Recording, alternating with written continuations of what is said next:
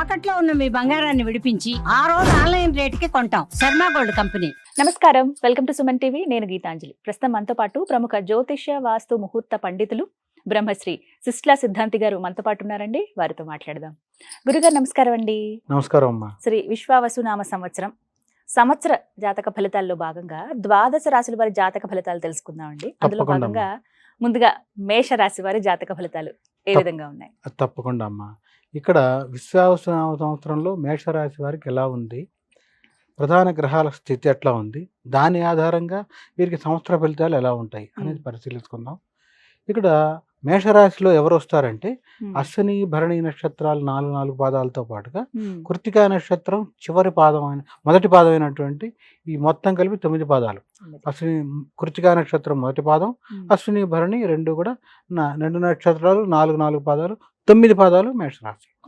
ఈ మేషరాశి వారికి చెప్పడానికి సంవత్సర ఫలితాలు చెప్పడానికి ముందుగా గ్రహస్థితి మనం ఒకసారి చూస్తే వీళ్ళకి వేయమందు అంటే ద్వాదశంలో ఏమో శని అంటే ఏలినాటి శని ప్రారంభం అవుతోంది. ఉగాది రోజు నుంచి ఏలినాటి శని అంటే ఒక రోజు ముందే వచ్చాడు శని, కానీ ఉగాది నుంచి మనం చెప్పాలంటే సంవత్సరం ఏలినాటి శని ప్రారంభంలో ఉన్నారు, ప్రథమం అంటాం దాన్ని. అదే సందర్భంలో గ్రహస్థితిలో గురువు మేషరాశి వారికి చెప్పాలంటే ద్వితీయ నుంచి తృతీయంలోకి వెళ్తున్నాడు. 3వ స్థానం అత్యంత పాపస్థానం. గురువు లోహమూర్తి అని చెప్తూ ఉంటాం, ఏమాత్రం యోగించడు. 3ంట అంటే మేషరాశి వారికి చూడండి, శని బలం పోయింది, గురుబలం పోయింది. ఇక అందే సందర్భంలో రాహు స్థితి, రాహు చూస్తే లాభంలో ఏకాదశంలో ఉన్నాడు.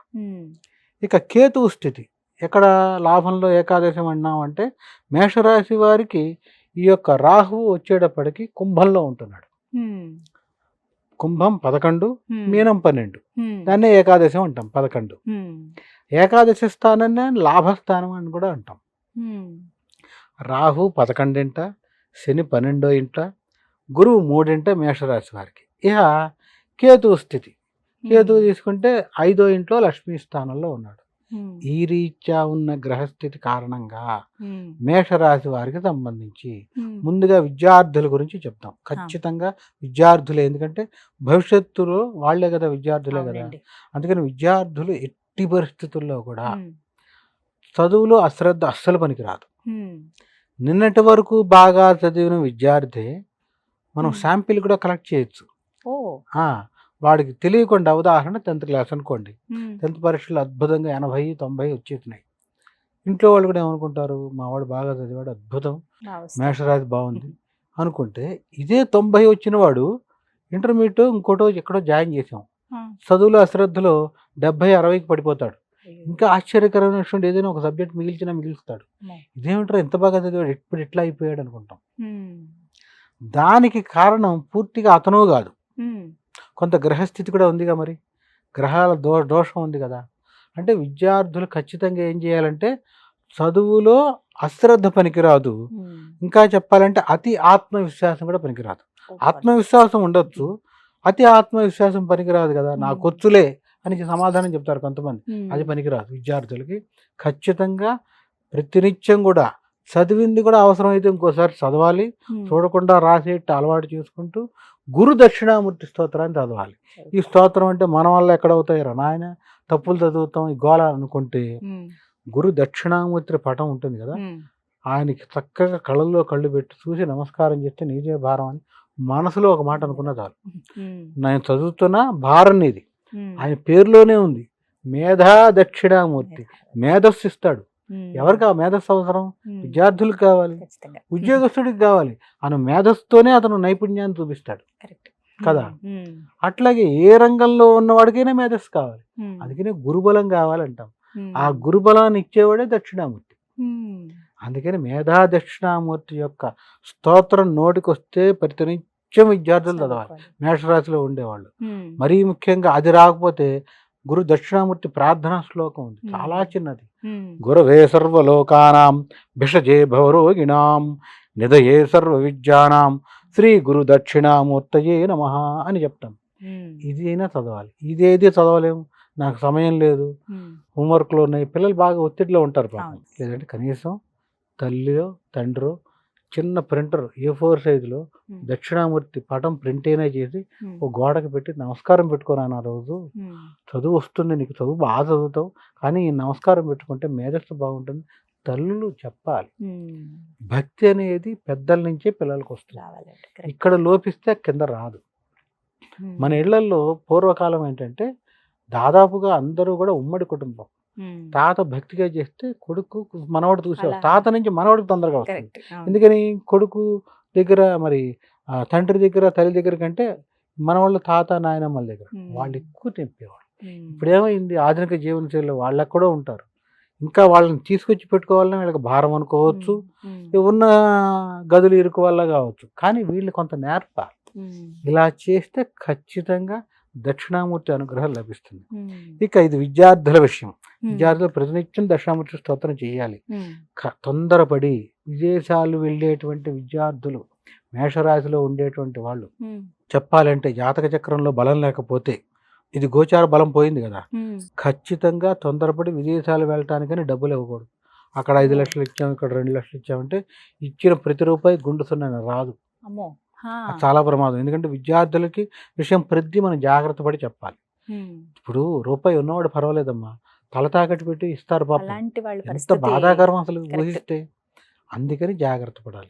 తదుపరి వచ్చేటప్పటికి ఇక్కడ మేషరాశిలో మిగిలిన రంగాలు ఉన్నారు. ఉద్యోగస్తులు, వ్యాపారస్తులు, కళారంగం, నిర్మాణ రంగం, అన్ని రంగాలు, ఏ రంగంలో వాళ్ళైనా, చివరికి రాజకీయ రంగం, చివరికి అది కూడా స్పృశించాలి కదా మరి. రాజకీయ రంగంలో వాళ్ళు కూడా ఒక్కసారి ఇలా కుదుపుకు గురవుతారు. ఉద్యోగస్తుల గురించి చెప్తున్నా. ప్రప్రథమంగా అప్రయత్నంగా ఉన్న ఉద్యోగం ఉన్నట్టుండి పోతుంది. ఇప్పుడు మనం వింటూ ఉంటాం, పింక్ స్లిప్ ఇచ్చారండి మాకు, లేదంటే ఈ వారం చివరి రోజు అన్నారు, రేపే లాస్ట్ వర్కింగ్ డే అని, లేదా పొద్దున ఇవాళ పొద్దున రమ్మని ల్యాప్టాప్ తీసుకున్నారు, ఇవాళ లాస్ట్ డే అన్నారు. అన్నవి కూడా నాకు చెప్పిన వాళ్ళు ఉన్నారు ఎంతోమంది. గ్రహస్థితి ప్రభావం ఇది. అంటే ఎప్పుడైతే శని మారిపోయాడో, ఏలినాటి శని ప్రారంభమైందో, నీకున్న ఆధారాన్ని తీసేస్తాడు ఫస్ట్ టైం. ఇది ఎందుకు చేస్తాడు? చాలా మందికి ఇదో భయం. శని దుర్మార్గుడా? కాదు ఆయన. ఎందుకు చేస్తాడు ఆయన అంటే, జీవుణ్ణి 30 సంవత్సరాలకు ఒకసారి వస్తుంది ఏలినాటి శని. ఈ జీవుణ్ణి అంటే మగవచ్చు ఆడవచ్చు ఎవరినైనా, జీవుణ్ణి సంస్కరిస్తాడు. నువ్వు చేసిన పాపం ఎంత, 30 ఏళ్లలో పుణ్యం ఎంత. పుణ్యం చేసావా నిన్ను వదిలేస్తాడు, పాపం చేసావా ఇబ్బంది పడతాడు. అందుకనే మన పూర్వీకులు ఏం చెప్పేవాళ్ళు, తాతలైనా నాయనమ్మలైనా, ఒరే వాడి పాపాన్ని వాడే పోతాడు, వదిలే, వాడికి నువ్వు అపకారం చేయకు, నీకు అపకారం చేశాడని అని చెప్పేవాళ్ళు. వీడు చేసేదాన్ని బట్టి ఇక్కడ ఏమవుతుంది, ఎప్పుడైతే దీని మీదే ఆధారపడి జీవిస్తాడు కదా, ఉద్యోగమే ప్రధానం. ఉదాహరణ, నెలకు 2 లక్షలు అనుకోమ్మా జీతం, 25,000 అనుకో, అది ఆ 25,000 అతనికి ఎక్కువే. ఎవరి జీతం వాళ్ళకి ఎక్కువే కదమ్మా. 2 లక్షలు వస్తే ఏం చేస్తాడు, ఆ జీతాన్ని బట్టే 1,00,000-1,50,000 ఈఎంఐ పెట్టి ఒక ఇల్లు చేసేసుకుంటాడు కదా. ఇంకో 1,00,000 ఈఎంఐ ఇంటికి, ఇంకో 50,000 కారుకి, ఉండేది 50,000. ఆ ప్లాన్ చేసుకుంటాడు. ఎందుకనంటే డబ్బు చేతిలో ఉంటే వేస్ట్ అయిపోతుందని పెద్దవాళ్ళు చెప్తారుగా, వాస్తవంగా కూడా అదే, చేతిలో ఉంటే. ఎప్పుడైతే ఇది పోయిందో, ఇది ఎక్కడి నుంచి కడతాడు, అప్పులకు బయలుదేరుతాడు. చూడండి, అందుకనే ఉద్యోగస్తులకు ఇదో విచిత్రం. వ్యాపారస్తులకి అత్యంత ప్రమాదం ఏంటంటే, ఇప్పటి వరకు రేపు లేదు ఎల్లుండి 10 కోట్లు వీళ్ళకి వస్తాయి, చెక్ ఇచ్చేసాడు అయిపోతుంది, ఉన్నట్టుండి ఆ చెక్ పాస్ అవ్వదు, ఆ చెక్ కాస్త బౌన్స్ అయి కూర్చుంటుంది. ఇతనికి రావాల్సిన డబ్బు ఆగిపోతుంది. ఇతను ఆల్రెడీ డబ్బు వస్తుందని ఒకటికి చెక్ ఇస్తాడు, వాళ్ళకి వేసేసేస్తారు, వేసేసేస్తారమ్మా. అందుకనే కోర్టు కేసులు. ఇంకా మరీ ప్రమాదం ఏంటంటే షూరిటీ సంతకాలు. అత్యంత బాధాకరమైన విషయం ఏలినాటి శనిలో ఇది మేషరాశిలో ఉండే వాళ్ళని ఇబ్బంది పెట్టేదమ్మా. ఎట్లా అంటే, ఎవడో కట్టాల్సిన డబ్బు నువ్వు కట్టడం అంటే ఎంత బాధమ్మా. కేవలం చిన్నప్పటి నుంచి నీ స్నేహితుడని ఒక హామీ సంతకం పెడితే, షూరిటీ సంతకం, వాడు కట్టలేడు, వాడికి ఇలాంటిది ఏదో ఇబ్బందికరమైన దశ. వాడిది మేన రాశి అనుకోమ్మా, నీది మేషరాశి అనుకోమ్మా, పరిస్థితి దారుణం కదా. ఏమవుతుంది, ఉన్నట్టుండి వాడు కట్టలేక షూరిటీ సంతకం మనం పెట్టాం కాబట్టి మన మీద పడతారు. వాడు కట్టాల్సిన 50 లక్షలు 25 లక్షలు నీ ఆస్తి వేలం వేయటమే చేస్తారు. ఇంత చిత్ర విచిత్రాలు. అంటే వైకుంఠపాళిలో చుట్టూ పాముల మీద పడినట్టు పడిపోతుంది. ఇది భయపెట్టడానికి కాదు. చాలా మంది ఏమనుకుంటారంటే, ఇంత భయపెడుతున్నారంటే మేషరాశి లేనివి ఉన్నవే చెప్తున్నారు. ఎవరు తట్టుకుంటారు అది కూడా ఉంటుందిగా. అవును. అందరికీ కాదు ఇది. మీ వ్యక్తిగత జాతక చక్రంలో దశ అంతర్దశల్లో బలం ఉంటే ఖచ్చితంగా బయటకు వస్తారు. మన స్టాంప్ పేపర్ మీద రాసి సంతకం పెట్టచ్చు. ఎవరు వచ్చేస్తారు, ఎవరు ఇబ్బంది పడతారంటే దశ అంతర్దశలు పోయిన వాళ్ళు బాధపడతారు. ఏదో దశ పోయినా ఇబ్బంది పడతారు, అంతర్దశ పోయినా ఇబ్బంది పడతారు.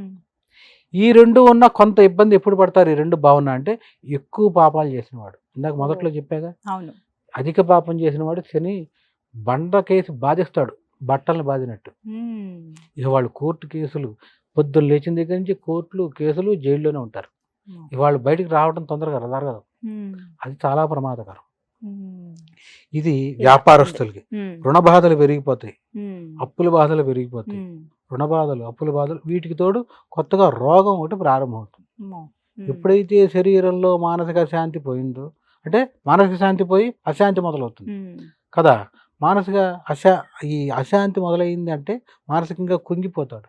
ఒత్తిడి మీద హార్ట్ అను, బీపీ అను, రకరకాల రోగాలు పెరిగిపోతాయి.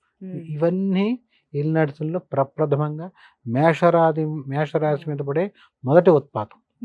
ఇవన్నీ కళారంగంలో అప్పటి వరకు విపరీతమైన పేరు.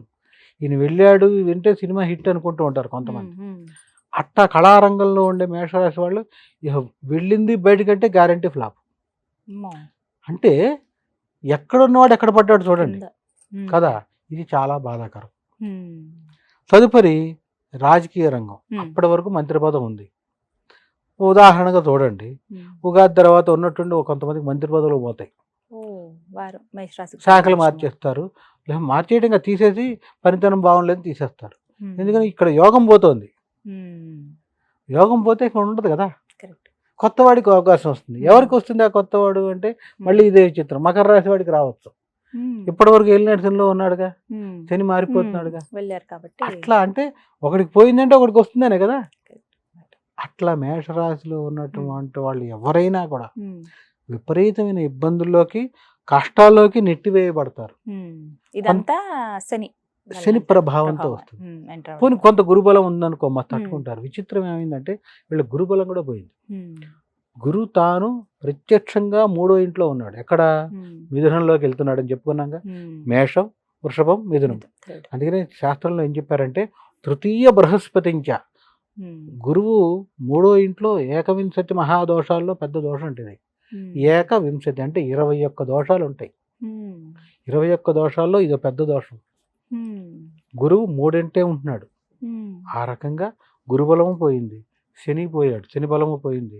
ఇక రాహువు చూడండి విచిత్రం, ఎక్కడ 11వ ఇంట్లో ఉన్నాడు. 11వ ఇంట్లో రాహు కొంత యోగాన్ని ఇస్తాడు కానీ ఏలినాటి శని ప్రభావంతో శనివత్ రాహు అని శాస్త్రం. శని ఇచ్చే ఫలితాన్ని రాహు ఇస్తాడు. డబ్బులు నమ్మి ఎక్కడో పెడతారు వీళ్ళు, వాడు కాస్త మోసం చేస్తాడు. అది చాలా ప్రమాదం. అందుకనే ప్రారంభంలోనే చెప్పా, దయచేసి మేషరాశిలో ఉండేవాళ్ళు ఎవరిని తొందరగా నమ్మి డబ్బు పెట్టద్దు. చాలా చాలా ప్రధానం. ఏది ఏమైనా కూడా మేషరాశి వాళ్ళకి వచ్చేటప్పటికి ఇబ్బందులు ఎక్కువ ఉన్నాయి, కష్టాలు ఎక్కువ ఉన్నాయి.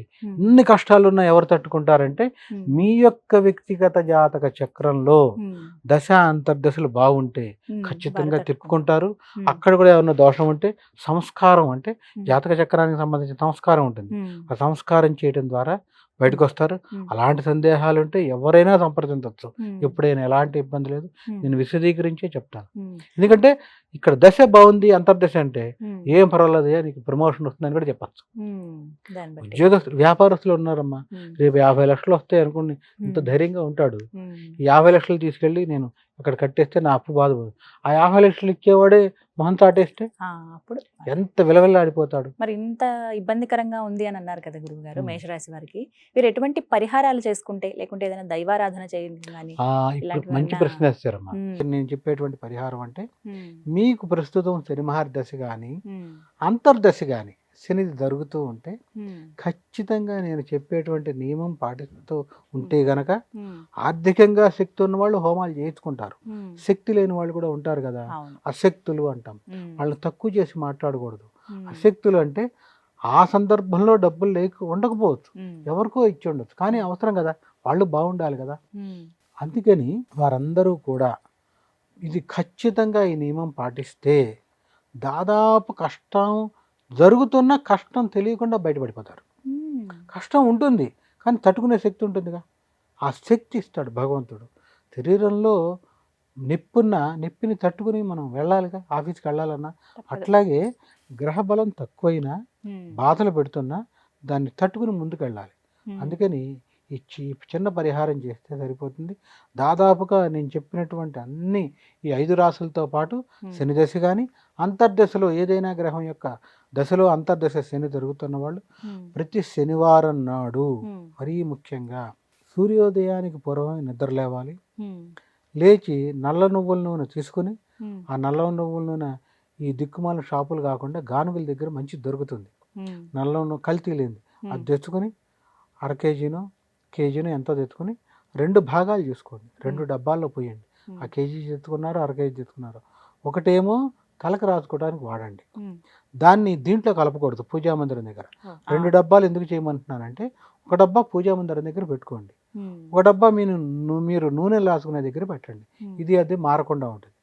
ప్రతి శనివారం మీరు రాత్రి 1 గంట వరకు డ్యూటీ అండి, నాకు 3 వరకు డ్యూటీ అండి, నేను శనివారం లేవలేనని ఇక్కడ మటుకు చెప్పకండి. ఇక్కడ ఒక్క కేసులో అది పనికిరాదు.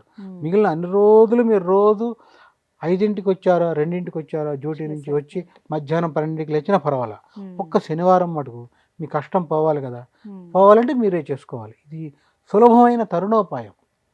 ఏం చేయాలంటే 5ంటికి సూర్యోదయానికి పూర్వమే నిద్ర లేవాలి, దంతధావనం చేసి ఖచ్చితంగా మీరు తెచ్చుకున్న 2 డబ్బాల్లో ఒకటి పూజా మందిరం దగ్గర పెడతారు కదా, 2వ డబ్బా ఉంటుంది. ఆ డబ్బాలో నల్ల నువ్వుల నూనె తీసుకుని తలకి రాసుకొని, మొహానికి రాసుకొని, పాదాలకి కాళ్ళకి వెనకాల మడవలకి ఖచ్చితంగా రాయాలి. పాదానికి రాచిన వెనకాల రాయాలి. రాచి తలారా స్నానం చేయాలి శనివారం నాడు. చేసేసి ఎవరికి ఏలినాడు శని జరుగుతుందో వాళ్ళు చేయాలి ఈ పని. స్నానం చేసి రాగానే చక్కగా బొట్టు పెట్టుకుని, తైలాభ్యంగ స్నానం అంటాం కదా, తిల అంటే నువ్వులు, తైలం అంటే నూనె, నల్ల నువ్వుల నూనెతో ఈ తైలాభ్యంగ స్నానం అయిపోతుంది. అవ్వగానే తల తుడుచుకోగానే చక్కటి వస్త్రం కట్టుకుని ఉతికింది దీపారాధన దగ్గరికి వెళ్ళి, ఈ దీపారాధనకి వాడేటువంటి నూనె రోజు నూనె కాకుండా శనివారం నాడు ఇంకో డబ్బాలో ఉంది కదా, ఆ నల్ల నువ్వుల నూనె రాగి ప్రమిది ఒకటి దొరుకుతుంది. రాగి ప్రమిది కానీ కుంది కానీ చిన్న చిన్నవి పూజా స్టోర్లో దొరుకుతాయి. అవి 2, 3 ఇంట్లో కొనికి పెట్టుకోండి. ఒకటి తోమటానికి వేసిన ఒకటి ఉంటుంది కదా. శనివారం నాడు దాంట్లో 3 ఒత్తులు వేయండి. 3 ఒత్తులు ఇలా వేయండి, అంతేగాని 3 కలిపి ఒక ఒత్తి చేయకండి. ఇంత చేస్తే అంటే 3 జ్యోతులుగా వెలగాలి. మన ఇల్లు తూర్పు ఉత్తరం దిక్క దక్షిణం దిక్క పని లేదు. మీరు దీపారాధన కూర్చునేప్పుడు మీరు తూర్పుగా కూర్చోండి, ఈ జ్యోతులు కూడా తూర్పుగా వెలగాలి. ఈ 3 జ్యోతులను ఏం చేయాలి అంటే, 3 జ్యోతులుగా ఉంటాయి కదా, ఒత్తులు దాంట్లో వేసి నల్ల నువ్వుల నూనె వేయాలి. వేసి వెలిగించి దీపారాధన చేసి గంగ సింధూరం దొరుకుతుంది, ఈ సింధూరం బొట్టు పెట్టండి దానికి, దీపారాధన కుందికి పెట్టి అక్షంతలు పుష్పాలు వేసి నమస్కారం చేసి ఆంజనేయ స్వామికి నోటికి వచ్చిన ఏదైనా స్తోత్రం చదవండి. ఏది రాకపోతే ఓం నమో ఆంజనేయాయ నమః నమస్కారం పెట్టుకోండి. చదువులేని వాళ్ళైతే ఆంజనేయ స్వామి వారికి త్రికరణ శుద్ధిగా నమస్కారం పెట్టుకోండి. ఆయన ఎల్లినడిసిన జరుగుతోంది, ఇదే భారం అని, నన్ను రక్షించు. ప్రార్థన ఇంకెవరిని ప్రార్థిస్తాం, భగవంతుడే కదా, నన్ను రక్షించు, కష్టాలను గట్టెక్కించు అని ప్రార్థన చేసి నోటికి వచ్చిన వాళ్ళు స్వామికి సంబంధించిన శ్లోకం చదవండి. ఇది చేసి మీరు నిత్యం చేసే ఉద్యోగానికి వెళ్తారు. నైట్ డ్యూటీ వచ్చిన వాళ్ళు అయితే మళ్ళీ పడుకోండి, పడుకోవద్దు అనట్లేదుగా. ఆ సూర్యోదయానికి పూర్వమే నిద్ర లేచి ఇది మొత్తం చేసి దీపారాధన మీరే చేయాలి.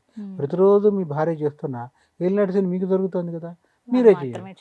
ఒకవేళ భార్యకి జరుగుతుంటే భార్య చేయాల్సిందే, చెయ్యాలి. ఎంత లేట్ అయినా కూడా చేయాలి. ఇది చేస్తూ శనివారం నాడు సెలవైనా కూడా, ఉద్యోగస్తుల్లో దాదాపుగా ఎక్కువ మంది శనివారం సెలవు, బయటికి వెళ్ళి ఆ పార్టీకి వెళ్ళి ఈ పార్టీకి వెళ్ళి, ఇవన్నీ పిచ్చి మాటలు. ఎంత ఉన్నా కూడా ఎవరో మిమ్మల్ని రక్షించడు, భగవంతుడే కదా రక్షించేది. అందుకని శనివారం నాడు నియమబద్ధమైన జీవితం అంటే పగలు భోజనం చేయండి, రాత్రిళ్ళు పలహారం మాత్రమే తినండి. అంటే భోజనం కాదు, ఇడ్లీనో దోశ మీకు నచ్చింది తినండి, ఉప్మానో. సాధ్యమైనంత వరకు పలహారం చేస్తూ వివాహితులు బ్రహ్మచర్యం కూడా పాటించాలి. ఇలా చేస్తే శని అనుగ్రహం సంపూర్ణంగా లభిస్తుంది. ఇందులో ఎక్కడ డబ్బు ఖర్చు లేదు నేను చెప్పిన దాంట్లో. డబ్బు ఖర్చు అన్నవి చెప్తారు అయ్యగారులు అంటూ ఉంటారు కొంతమంది. ఇది డబ్బు ఖర్చు లేదు, కానీ ప్రతి శనివారం చేయాల్సిందే. ఏలినాటి శని పూర్తయ్యే వరకు, అర్ధాష్టమ శని పూర్తయ్యే వరకు, అష్టమ శని పూర్తయ్యే వరకు, శని దశ కానీ అంతర్దశ కానీ పూర్తయ్యే వరకు. శని దశ పూర్తవుతుంది ఒక పటాన 19 ఏళ్ళు, అంతర్దశ అయితే వచ్చేటప్పటికి సుమారుగా 2 ఏళ్ళు 3 ఏళ్ళు అట్లా ఉంటుంది. ఇది పూర్తయ్యే వరకు ఇలా చేయాలి. ఇలా చేస్తూ ఇంకో నియమం ఏంటంటే, ఎట్టి పరిస్థితుల్లో నల్ల బట్టలు వేసుకోకుండా వదిలేయాలి పూర్తిగా. అది 3,000 రూపాయలదా 4,000 500 నీకు ఎంత ఇష్టమైనా, ఆడవాళ్ళు అయితే నల్ల చీర అయినా అవతల వారేయాలి, పనికిరాదు. ఎంత కాస్ట్లీదైనా వదిలేస్తే ఖచ్చితంగా మీరు తిప్పుకోకపోతే నన్ను అడగండి, 100% తిప్పుకుంటారు. చాలా బాగుంటుంది, వాళ్ళకి ఆరోగ్యం కుదురుతుంది. అనారోగ్య సమస్య ఉన్న వాళ్ళకి తిప్పుకుంటారు, శని పీడ తగ్గుతుంది. అప్పుడు మీ మీద మీకు నమ్మకం కలుగుతుంది, ఓహో భగవంతుడి శక్తి వెనకాల ఉంది నన్ను నడిపిస్తుంది. అదే సందర్భంలో సెలవు ఉండి మీకు అవకాశం ఉంటే దగ్గరలో ఉన్న నవగ్రహాల్లో శనికి తగ్గ నల్ల నువ్వుల నూనె గానుగ దగ్గర ఉందిగా, పూజా మందిరం దగ్గర చిన్న ప్లాస్టిక్ పేపర్ గ్లాస్లో 2-3 స్పూన్లైనా చాలమ్మా, ఎక్కువ తీసుకెళ్ళకల్లా. ఒక పేపర్ గ్లాసులో కొంచెం పోసుకొని 2-3 గ్లాసులు తీసుకెళ్ళి శనికి పోసేసి నమస్కారం పెట్టేసి మళ్ళీ అక్కడే ఆ గ్లాసు పారేయాలి, పనికిరాదు, వెనక్కి తెచ్చుకోకూడదు. అందుకనే 2-3 స్పూన్లే అని చెప్పాను. అక్కడ మళ్ళీ ఆ దేవాలయంలో ఉంటుంది కాబట్టి ఆ దేవాలయంలో కాళ్ళు కడుక్కొని మరలా దేవాలయంలో ఉన్న విగ్రహానికి జ్యోతికి నమస్కారం పెట్టుకోవాలి, విగ్రహానికి నమస్కారం పెట్టుకుని ఇంటికి రావాలి. ఇలా చేస్తూ ఉంటే ఎలాంటి శని బాధలున్నా పీడలున్నా మొత్తం పోతాయి. అసలు పీడ ఎందుకు, ఇందాక మొదట్లో చెప్పినట్టు మొహానికి నువ్వు రాసుకోవడం ద్వారా కళావిహీనం అయిపోకుండా ఉంటుంది మొహం. శని పీడ మొహంలో ఫస్ట్ ప్రవేశిస్తుంది, ముందు పాదాలు, అక్కడి నుంచి శిరస్సుకు వస్తుంది. అందుకనే శిరస్సు నుంచి పాదాలకి. అందుకనే శని ఏలినాడు శని జరిగే వాళ్ళు నిరంతరం నడకలోనే ఉంటారు, లేదా వాళ్ళు ఎప్పుడు ప్రయాణంలోనే ఉంటారు, సుఖంగా ఉండరు. అందుకనే ఎంత ఏలినాడు శని జరిగే వాళ్ళు నడవటం ఇష్టం శనికి, ఆయన నడుస్తాడు. అందుకనే కష్టపడే వాళ్ళు ఎక్కువ ఇష్టం ఆయనకి. దీనికి అందుకనే రాజకీయం గురించి ఇక్కడ మాట్లాడడం, కానీ రాజకీయంలో పైకి వచ్చేవాళ్ళు నడిచే వాళ్ళని ఎక్కువ అనుగ్రహిస్తాడు ఆయన. అంటే ప్రతిదీ స్వార్జితం. ఇక్కడ ఇంకొక మాట చెప్పాలి, శని అనుగ్రహం ఎట్లా కలుగుతుంది అంటే, ధర్మబద్ధంగా సంపాదించిన ప్రతి రూపాయి శని దశ జరుగుతుండగా ప్రతి రూపాయి ధర్మబద్ధంగానే వస్తుంది ఎవరికైనా. ఇది అన్యాక్రాంతంగా రాదు. ఆ వచ్చిన ప్రతి రూపాయి తాను తింటాడు, తన కొడుకు తింటాడు, తన మనవడ వరకు వెళ్తుంది. 3వ తరానికి ఆస్తి వెళ్ళింది అంటే శని ద్వారా వచ్చిన ఆస్తి. ఈ తరంలో ఉండి ఇతనితో పాటే పోయిందంటే మిగిలిన గ్రహాల వల్ల. శని ద్వారా వచ్చేటువంటిది అంత బలమైంది. అందుకని ఇలా చేస్తే ఎలాంటి శని దోషాలు ఉన్నా పోతాయి, శని పీడ ఉన్నా పోతుంది. ఇది మొత్తం మీద మేషరాశి వారికి ఈ విధంగా ఉంటుంది. చక్కగా జరుగుగా. నమస్కారం అండి. నమస్తే అమ్మా.